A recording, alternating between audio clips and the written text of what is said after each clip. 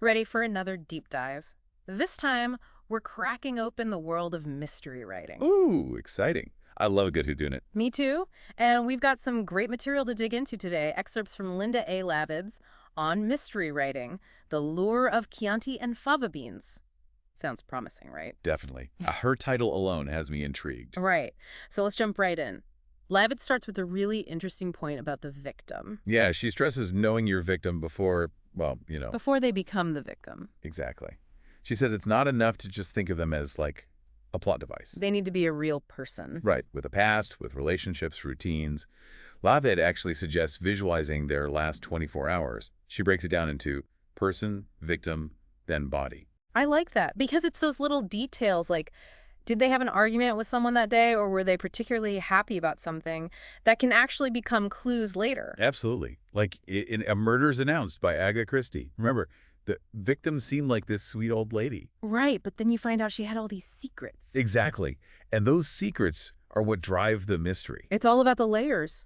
Speaking of layers, Lavid then moves on to the crime scene itself, and she makes a good point about using familiar locations. Oh, yeah, like a library or a park, places we can all picture. Right, it draws the reader in, makes it more relatable. Plus, you can use those familiar settings to create a totally different atmosphere. Think about like a bustling marketplace suddenly going silent. Or a peaceful park on a foggy morning. Exactly. Those sensory details, the sounds, the smells, they can make it so vivid. And sometimes the eeriest thing is what's not there. You mean like when there's no body? Exactly. Ooh, that's a good one. It immediately sparks so many questions. Did they disappear? Were they taken? It just amps up the mystery. It's like that Sherlock Holmes story, The Hound of the Baskervilles. Oh yeah, with the Grimpen Moor? Oh, Spooky. so atmospheric, you can practically feel the fog closing in. And just when you think it can't get any creepier, that's when the sleuth steps in. Right. And Levitt talks about all kinds of sleuths. Like you've got your classic Sherlock Holmes types. Brilliant, but a little eccentric, maybe. Exactly. But then you've also got your everyday people who just stumble upon a crime. The amateur detectives, right? Yeah. But she's clear about one thing. Even if your sleuth is, like, a quirky baker or something. They still need to understand how investigations actually work. Right. Basic police procedure is key. Makes it more believable even if they bend the rules a little. Definitely. Like in Monk, right? He's got his phobias and everything, but he knows his police work. Totally. And those little quirks, they make him so memorable. Lavid says those details are important for any sleuth. Like, give them a weird habit, a funny way of talking. Makes them feel more real. Exactly. Yep. Okay, so we've got our victim, our crime scene, our detective. What's next? The clues. And this is where it gets really interesting. Lavitt says a clue can be almost anything. Really, like what? A dropped comment, a missing object, even someone not showing up where they usually are. Oh, I see. Like, their absence is the clue. Exactly. But here's where it gets tricky. She says it's important to distinguish between a clue and actual evidence. Okay, so what's the difference? Well, think of it this way. A clue is like a hint. It points you in a certain direction. Evidence is something concrete, like something you could actually take to court. Gotcha. So if you find a muddy footprint at the crime scene, That's evidence. But if you find out the gardener was late that day, and they're usually always on time, that's a clue. you got it. And then, of course, there are the red herrings. Ooh, those are fun. The clues that throw you off. Exactly. Lavin says they're super important for building suspense, but, you can have too much of a good thing. Right, too many red herrings, and it's like, come on, Exactly. So you got to sprinkle them in strategically. keep the reader guessing. Right.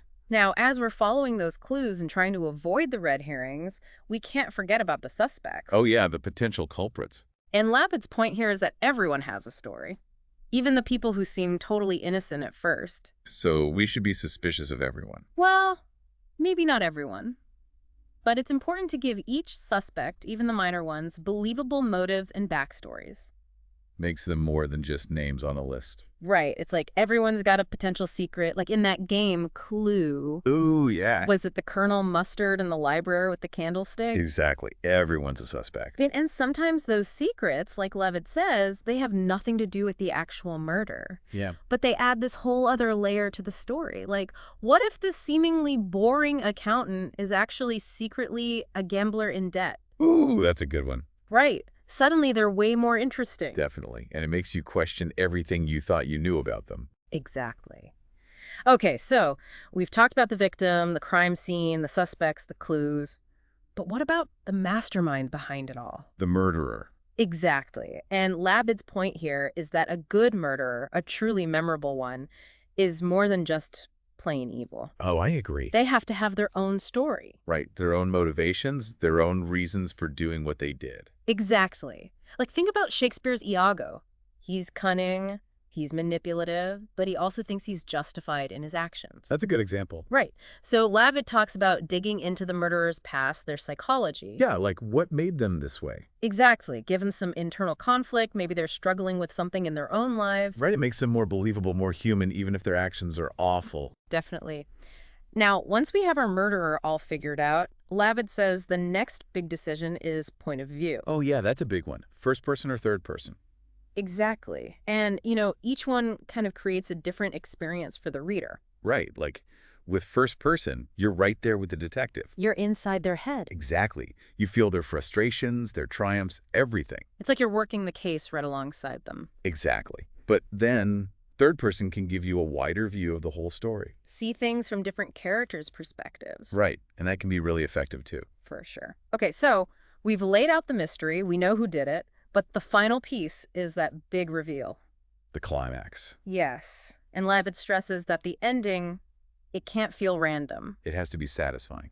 Exactly. All those clues, all those red herrings, they need to lead to a resolution that feels both surprising. But also inevitable. Yes. Like you didn't see it coming, but when it's revealed, you're like, of course. Right, all the pieces fall into place. And hopefully our detective makes it out okay. Oh, I know. You get so attached to those characters. Right. Lavid even warns against killing off a popular sleuth. Good advice. Because really good mysteries, they stay with you long after you finish the book. Absolutely, like that line from Stephen King.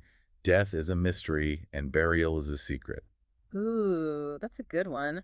What does it make you think about? Well, it reminds me that there are mysteries everywhere, not just in books, That's so true. Real life is full of them. Exactly. Every person, every relationship, every event has these hidden depths, Unsolved cases. unanswered questions. It's kind of what makes life so interesting. Absolutely. Yeah. And a little bit mysterious, too.